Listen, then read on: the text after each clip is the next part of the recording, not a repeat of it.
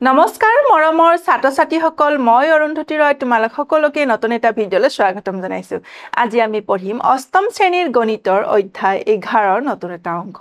এই অংকত আমি অনুশীলনী 11.1 ত থকা প্ৰশ্ন কিছুমান সমাধান কৰিম ইতিমধ্যে পূৰ্বৰ অংকত আমি অনুশীলনী 11.1 ত থকা কেইটামান প্ৰশ্ন সমাধান কৰিছো এতিয়া আমি চাম কোৱেশ্চন নম্বৰ 8 ট্ৰেপেজিয়াম আকৃতিৰ বাগিচা এখনৰ কালি 480 মিটাৰ স্কয়াৰ উচ্চতা 15 মিটাৰ আৰু সমান্তৰাল বাহু এটা দৈৰ্ঘ্য 20 মিটাৰ আনটো সমান্তৰাল বাহুৰ মাপ উলিওৱা আমাক কি দিয়া আছে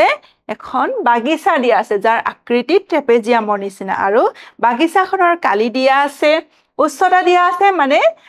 দুডাল সমান্তৰাল বাহুৰ লম্ব দূৰত্ব দিয়া আছে আৰু কি দিয়া আছে সমান্তৰাল এটা বাহুৰ দৈৰ্ঘ্য দিয়া আছে আমাক কি উলিয়াব আছে আনটো বাহুৰ মান উলিয়াব লাগিব প্ৰথমতে আমি কি লিখিম ধৰা হল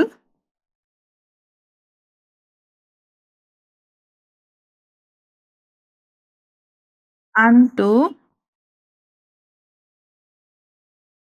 সমান্তৰাল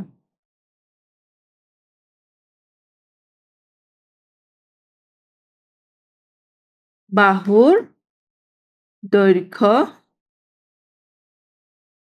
a মিটাৰ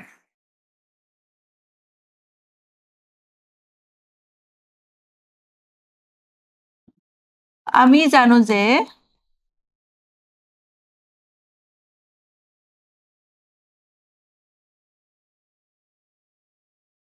হাফ ইনটু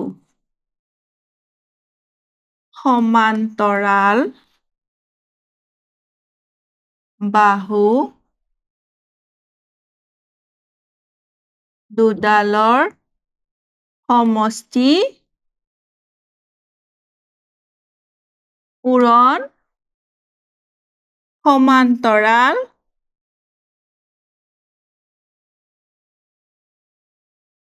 বাহু দুডালৰ মাজৰ লম্ব দূৰত্ব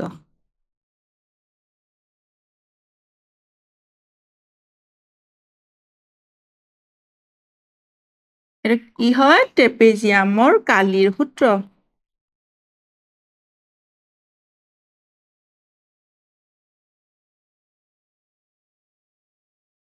ট্ৰেপেজিয়ামৰ কালিৰ সূত্ৰ হাফ সমান্তৰাল বাহু দুডালৰ সমষ্টি সমান্তৰাল বাহু দুডাল ইয়াত কিমান দিয়া আছে এটা আছে 20 আৰু আনডাল বাহু আমি কি বুলি ধৰিছো a বুলি ধৰিছো আৰু ইনটু মানে ইয়াত সমান্তৰাল বাহু দুটাৰ মাজৰ লম্ব দূৰত্ব কিমান দিয়া আছিল আমাৰ 15 আৰু ট্ৰেপেজিয়ামৰ কালি কিমান দিয়া আছে 480 metre square 20 plus a into 15 এটো কি হ'ব 480 into 2 কাৰণ 2 তো কি হৈ আছে ইফালে হৰণ হৈ আছে ইফালে লেফটৰ পৰা ৰাইটলৈ গলে কি হৈ যাব পূৰণ হৈ যাব এতিয়া নেক্সট 20 plus a ইয়াতে কি হৈছে 15 তো লেফট সাইডত কি আছে পূৰণ হৈ আছে ৰাইটত গলে কি হৈ যাব হৰণ 480 into 2 divided by 15 এটো কি হেৰে কাটিম 5 ৰে কাটিলে এটো 3 এটো 96 ইনিক 3 ৰে এবাৰ যাব এটো 3 গুণ 3 2 গুণ 6 কিমান হল 20 plus a equal to 32 into 2 20 plus a equal to 64 a equal to 64 minus 20 equal to 44 গতিকে ট্ৰেপেজিয়াম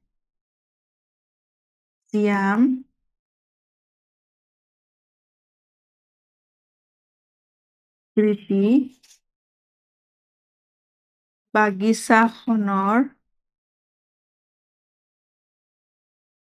আনটো সমান্তৰাল বাহুৰ দৈৰ্ঘ্য কিমান হল equal to 44 মিটাৰ এটো হল ইয়াৰে উত্তৰ এতিয়া নেক্সট প্ৰশ্নটোলৈ আহিছো নেক্সট প্ৰশ্ন কি দিছে A B C D E বহু বস্তুৰ BE = 8 cm CE = 10 cm AF = 5 cm CG = 4 cm DH = 3 cm হলে বহু বস্তুৰ কালি নিৰ্ণয় কৰা ইয়াতে আমাক এটা কি দিয়া আছে পঞ্চভুজ দিয়া আছে A B C D E ইয়াৰে আমাক কিহৰ মান দিয়া আছে BE ৰ মান দিয়া আছে 8 cm আৰু CE ৰ মান দিয়া আছে 10 cm next AF ৰ মান দিয়া আছে 5 cm next CG ৰ মান দিয়া আছে 4 cm আৰু DH ৰ মান দিয়া আছে 3 cm ইয়াৰ পৰা আমি কি উলিয়াব লাগিব আমি পঞ্চভুজৰ কালি উলিয়াব লাগিব এতিয়া তোমালোকে জানা যে বহুভুজৰ কালি নিৰ্ণয় কৰা কোনো নিৰ্দিষ্ট সূত্ৰ নাথাকে গতিকে আমি কি কৰিব লাগে এই পঞ্চভুজটোক আমি প্ৰথমতে তিনিটা ত্ৰিভুজত আমি ভাগ কৰি লম আৰু প্ৰত্যেকটো ত্ৰিভুজৰে আমি কালি উলিয়াই হে কালিখিনি যোগ কৰিলে আমি কি পাম পঞ্চভুজৰ কালি পাম এতিয়া প্ৰথমতে আমি কি কৰিম A B E ত্ৰিভুজৰ কালি উলিয়াম ত্ৰিভুজ A B E ৰ কালি half of ভূমি into উন্নতি ভূমি কোনটো BE আৰু উন্নতি কোনটো AF BE into AF এতিয়া half into BE BE ৰ মান কিমান দিয়া আছে BE ৰ মান দিয়া আছে 8 cm আৰু AF ৰ মান কিমান দিয়া আছে 5 cm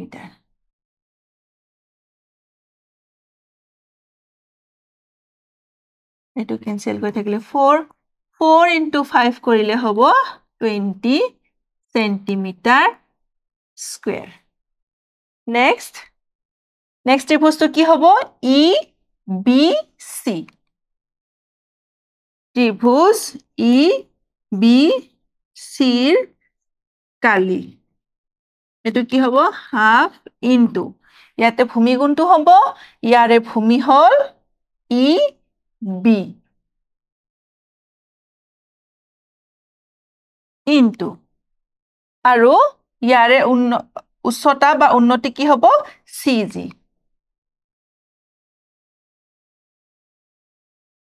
EB ৰ মান কিমান দিয়া আছে EB ৰ মান দিয়া আছে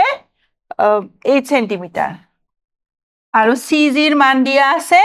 4 cm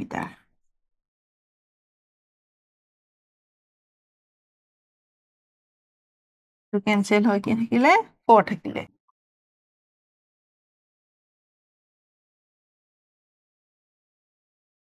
এতিয়া আমাৰ নেক্সট ত্ৰিভুজ কি হ'ব ECD ৰ আমি কালি উলিয়াব লাগিব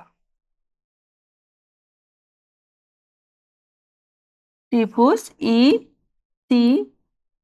ৰ কালি equal to half into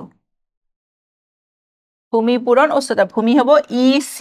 আৰু উচ্চতা হ'ব DH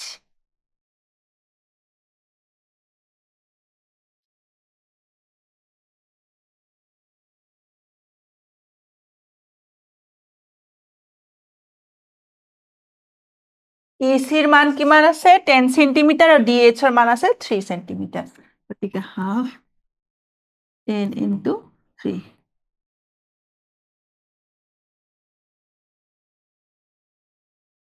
5 into 3 কৰিলে হল 15 cm এটা কি পালো আমি তিনিটা ত্ৰিভুজৰ কালি পালো এতিয়া আমি এটাকে A B C D E বহু বস্তুৰ কালি কি হ'ব ত্ৰিভুজ ABE ত্ৰিভুজ ABE ৰ কালি প্লাস EBC ৰ কালি ত্রিভুজ ই বি সির কালি প্লাস ত্রিভুজ ই সি ডির কালি 20 plus 16 plus 15 সেন্টিমিটার এটো কিমান হ'ব 51 সেন্টিমিটার এটো হল ইয়াৰে উত্তৰ এতিয়া নেক্সট প্ৰশ্নটোলৈ আহিছো এটা ট্ৰেপেজিয়ামৰ কালিত 68 সেন্টিমিটাৰ স্কয়াৰ আৰু সমান্তৰাল বাহু দুটাৰ দৈৰ্ঘ্য ক্ৰমে 30 সেন্টিমিটাৰ আৰু 21 সেন্টিমিটাৰ হলে সমান্তৰাল বাহু দুটাৰ মাজৰ দূৰত্ব উলিবা এদিখিন ধৰা হল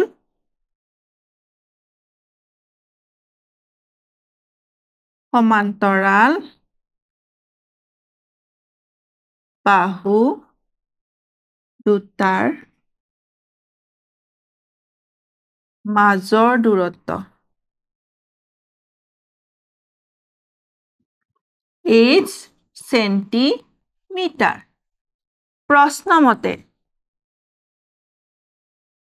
প্ৰশ্নমতে কি হ'ব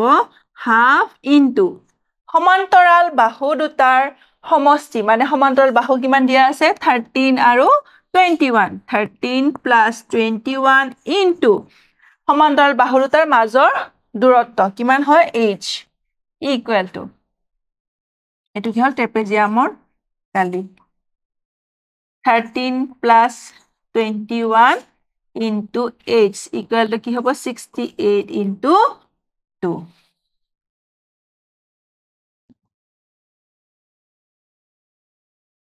13 plus 21 কৰিলে হ'ব 34 গতিকে কি লিখিব পাৰো 34 into h equal to 68 into 2 h equal to 68 into 2 divided by 34 34 into 2 কৰিলে হল 68 গতিকে h equal to 2 into 2 কৰিলে 4 গতিকে h মানে কি ধৰিছিলো আমি সমান্তৰাল বাহু দুটাৰ মাজৰ দূৰত্ব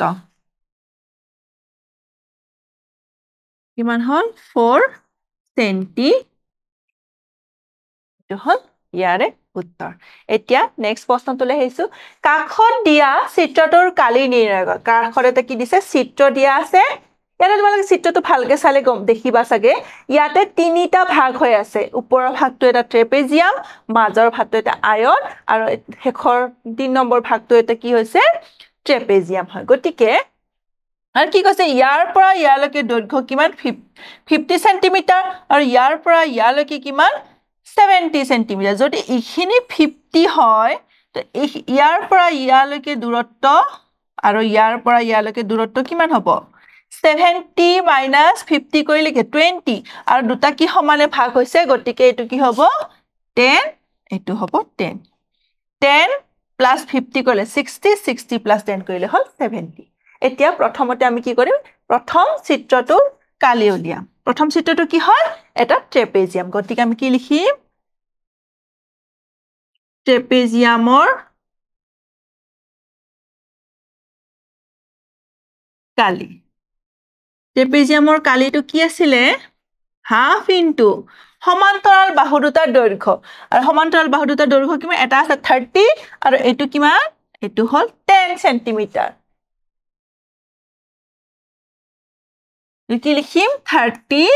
plus 10 into কি হয় এই সমান্তৰাল বাহু দুটাৰ মাজৰ দূৰত্ব কিমান পাইছো আমি 10 সেন্টিমিটাৰ এটো হ'ব সেন্টিমিটাৰ স্কয়াৰ 30 plus 10 কৰিলে হ'ব 40 into 5 এটো হ'ব সেন্টিমিটাৰ স্কয়াৰ 40 plus 5 কৰিলে হ'ব 200 সেন্টিমিটাৰ স্কয়াৰ আৰু দ্বিতীয় চিত্ৰটো কি আছে এটা আয়ত গতিকে আমি কি লিখিম নেক্সট আয়তৰ কালি আয়তৰ কালি কি হয় দিশ পূৰণ প্ৰস্থ ইয়াতে কিমান আছে 50 into 10 মানে 50 সেন্টিমিটার into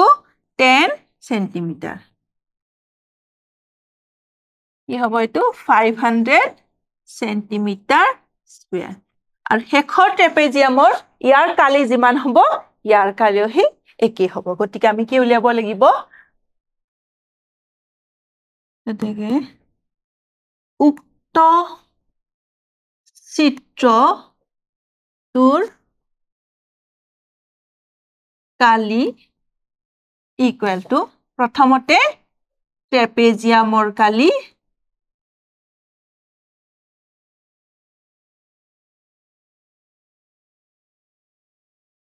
কালি যোগ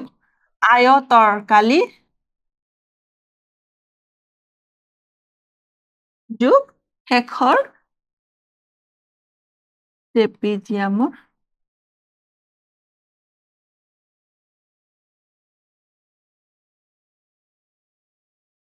কালি ইকুৱেল টু ট্ৰেপেজিয়ামৰ কালি কিমান আছিল 200 আয়তৰ কালি আছিল 500 আকৌ নেক্সট ট্ৰেপেজিয়ামটোৰ কালিও কিমান 200 একক কি হ'ব সেন্টিমিটাৰ স্কয়াৰ গতিকে কিমান 200 plus 500 কৰিলে 700 700 plus 200 কৰিলে 900 সেন্টিমিটাৰ স্কয়াৰ এটো হল আমাক দিয়া চিত্ৰটোৰ কালি আজিৰ অংকত আমি একেটা প্ৰশ্ন সমাধান কৰিলো পৰৱৰ্তী অংকত আকৌ বাকি থকা আমি প্ৰশ্নবোৰ সমাধান কৰিম ধন্যবাদ